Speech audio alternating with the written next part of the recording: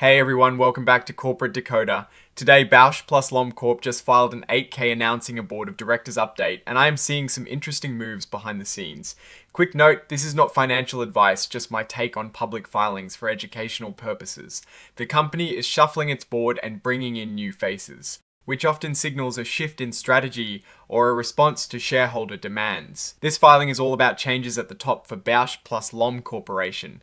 Effective the 5th of August, they've appointed 4 new directors to their board: Thomas J. Appio, Robert Chersi, Lawrence Paul, Maryland, and Barbara Trebby. These new appointments fill the gaps left by 5 departing directors: Stephen H. Collis, Karen L. Ling, Thomas W. Ross, SR, and Andrew C. von Eschenbach, Maryland. Now, what is really interesting here is that the new appointments were made at the request of Bausch Health Companies Inc, or BHC, which is the controlling shareholder Thomas J. Appio.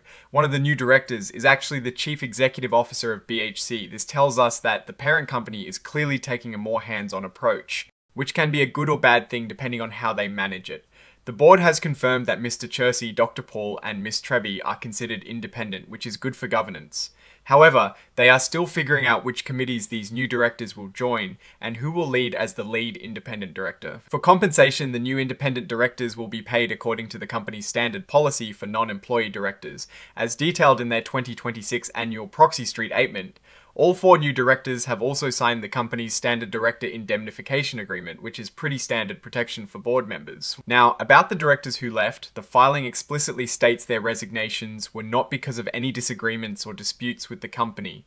That is usually good to hear, as it avoids the drama of internal conflicts, as part of their departure and a general release of claims. The departing directors will receive prorated cash compensation, and their unvested restricted stock unit awards will be fully accelerated. This is a fairly typical package for executives leaving the board. One specific detail here is that Thomas W. Ross, SR, has entered into a separate consulting agreement with the company. For 1 year, he'll provide consulting and advisory services. For this, he'll be paid $400,000 paid in $100,000 quarterly installments. This arrangement suggests the company wants to retain some of his expertise. Even after his departure from the board, the agreement can be ended by either party with 30 days notice or immediately by the company for cause. The company also put out a press release on the 6th of August announcing these board changes and sharing some financial information for the quarter that ended the 30th of June 2026. This press release is attached as an exhibit to this filing, meaning it is part of the official record. The company is being careful to state that the information in this part of the filing, including the press release, is furnished and not officially filed for certain legal purposes, which is a common distinction in SEC filings. Looking at the exhibits, we have the press release from the 6th of August, and then the cover page data in an interactive format.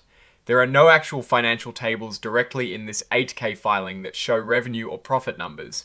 However, the press release mentioned in Exhibit 99.1 would contain that financial information for the quarter ended the 30th of June 2026.